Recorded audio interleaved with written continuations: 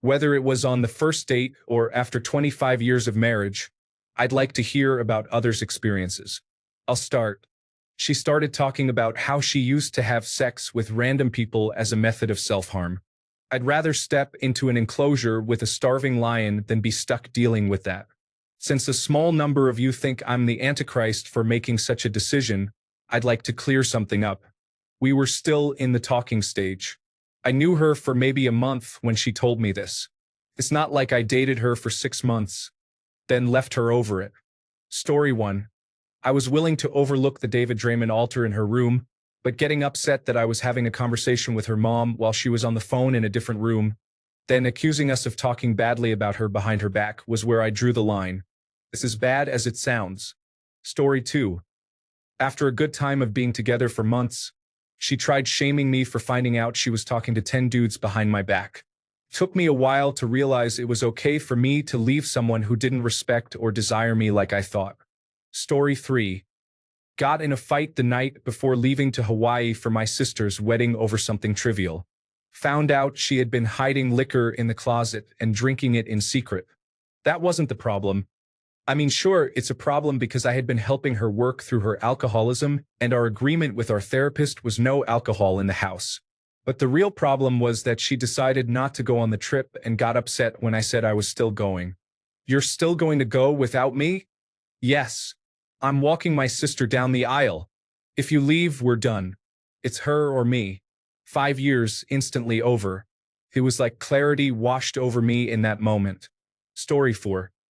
She wrote me a letter saying that I needed to change my whole personality to what she thought I should be or break up with her. Well, that was an easy decision. Story 5. I had just got off the phone with my mother. She had just told me she had a tumor in her back. And it's genetic.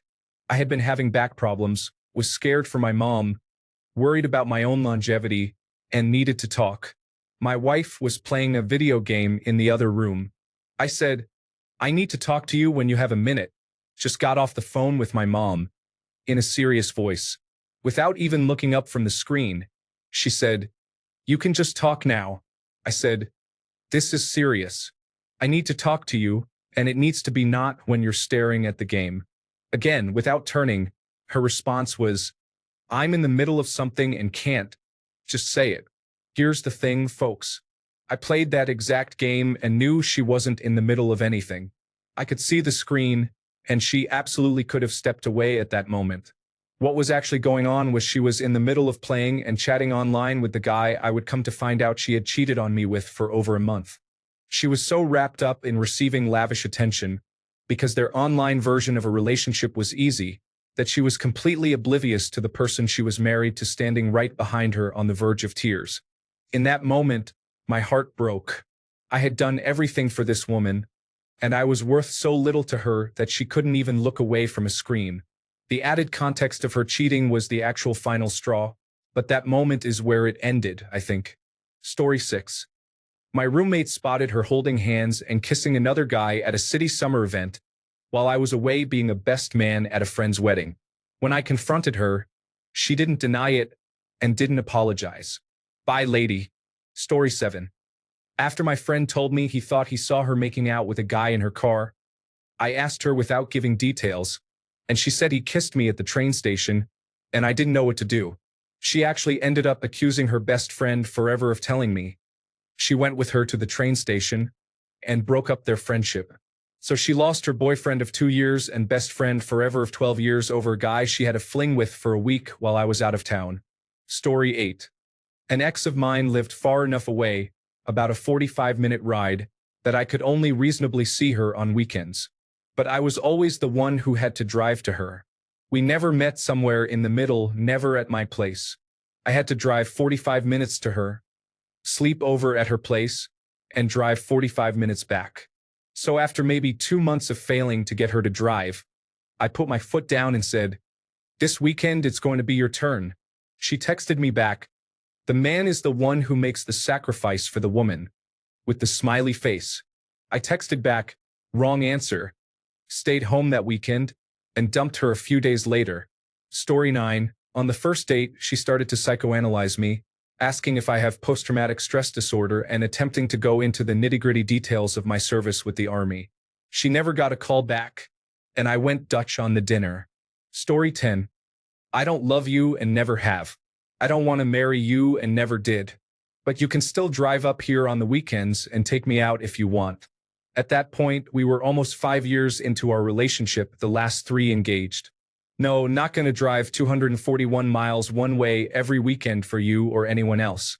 That was about 25 years ago. I met my wife just a few months later and have been happily married for almost 23 years. Story 11. I had been talking to a girl for maybe a few weeks.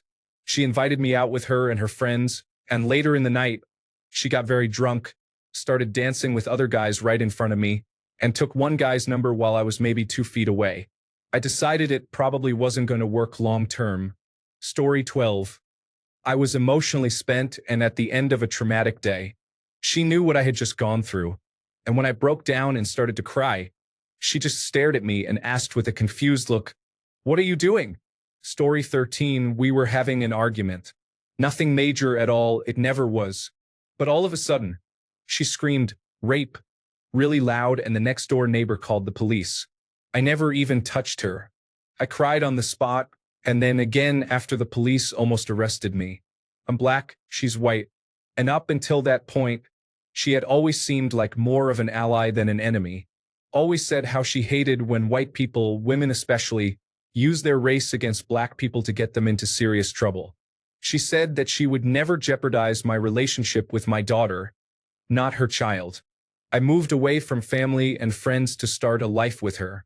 I knew no one. I tried to make excuses in my head for months. Eventually, I called out of work one day, packed what little I could stuff in my car, and left before she got home from work. Story 14. My dad passed away, and I was the only one in the family present. A few weeks later, my wife told me, "I don't know why you're so upset. You didn't talk to him that much." And a little later, I talk to him all the time, so you're saying you think you're more justified to be upset over my dad passing than me? Edit. Screaming this into the void of the internet was surprisingly cathartic. I feel a weight lifted off me here. Story 15. In college, I took this girl to the movies. I bought drinks, popcorn, and milk duds, and she legitimately refused to give me a milk dud, saying, "These are mine." She wasn't playing. For goodness sake, I only wanted a few. Had she said at the concession stand, "Hey, I'm really hungry. Do you mind if I have this box just for me?" I would have gladly obliged, but she didn't, and I was done with her. Not a fan of stingy people. Edit. Come to think of it, she was selfish in bed too. Story 16. The moment my son's mother was screaming at me and my 2-year-old boy was crying, tugging on her shirt for her to stop, I tried to take it down a notch by calmly saying, "Can we please not yell in front of him?" And she responded by screaming, "I don't care," in my face. My father left when I was a kid, and I tried so hard to make that family unit work. I swore I would do anything to keep us together so my son wouldn't feel the way I did.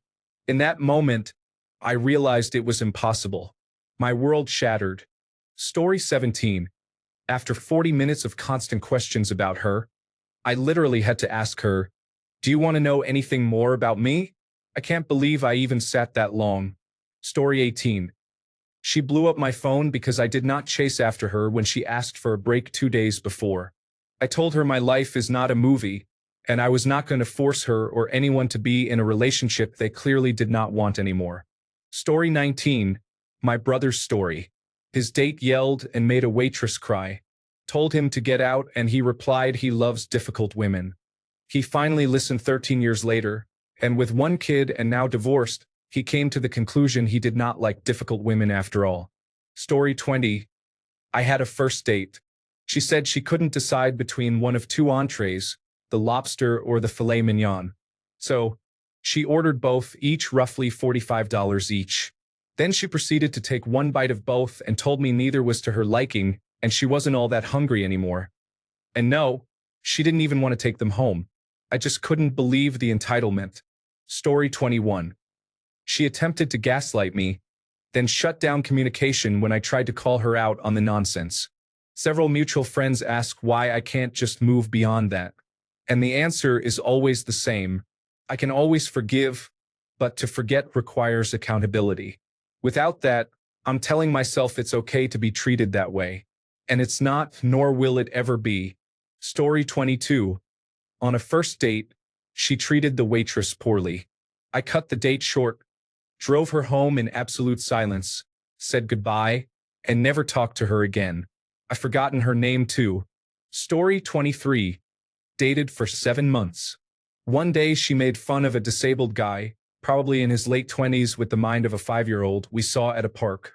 When I called her out and told her to stop because it wasn't funny and she was bothering someone who didn't do anything to her, she told me it was just a harmless prank and he doesn't understand I'm making fun of him anyway and kept doing it until we left. I drove her home and told her it's over. I just couldn't be with someone who would treat the vulnerable like that. Story 24. Cheated on me, then had the audacity to pull the "if you loved me, you would make this work."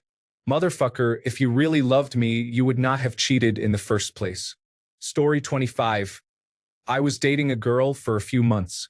We frequently stayed over at each other's places, sharing a bed, obviously. On one occasion, we returned from a night of drinking, and I guess she just felt like arguing. It happens. The argument ended, and I apologized and suggested getting some sleep, saying we should talk about it in the morning when we're both sober. Minutes later, as I'm dozing off, she literally rips the covers off me and starts screaming at me, resuming the fight for no reason other than to be combative. I don't take the bait. She keeps screaming at me and getting in my face, tells me to leave, and she's going home. I tell her she shouldn't drive home drunk. She then says she should call the police because I'm keeping her in my apartment against her will. At this point, I said to do whatever. She drove home and made it safely, luckily. I told her we were done. Story 26. After 3 years of mental and physical abuse towards me, she finally decided to try to commit suicide in the house where my kids were sleeping. That was it. I called the emergency services, saved her life, and moved out the next day. Story 27. I broke up with a girlfriend after she threw a brick through my front window and proceeded to put bleach all over my clothes. That was just one of her rants because I didn't want to do what she wanted. I was once trying to break up and she ran out of my house and told everyone she saw that I was hitting her.